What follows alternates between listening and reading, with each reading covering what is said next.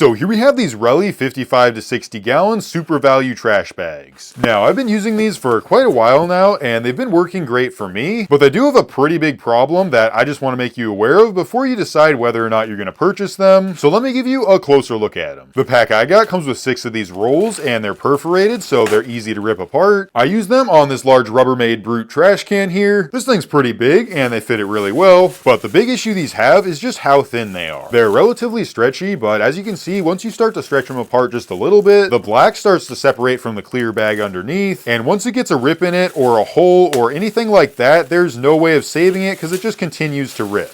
And here's another look at that. You can see it stretches a little bit when I push my finger through it, but once I poke my finger through, the trash bag is just going to rip and it's pretty useless after that. And here's just a quick comparison to these Kirkland trash bags. You can see it's quite a bit more stretchy, and even when it does get a hole poked through it, it's still really strong, and I have to actually try to rip it apart because it doesn't instantly just rip a line through. That being said though, these Relly trash bags are just so much cheaper. They're great value for what you get, and they still work just fine for any normal household waste, but these definitely are not construction bags. You really don't want to be putting anything in them that might have the chance of poking through them, because as you saw before, if something pokes through it, it's likely just going to continue to rip it apart. So yeah, overall, as I mentioned, these have been working great for me. I really like how cheap they are. They're just a really good deal, and they'll work just fine for any general purpose household trash. So as long as that's all you're using them for and you're not putting anything in them that's going to poke through them, then these are great.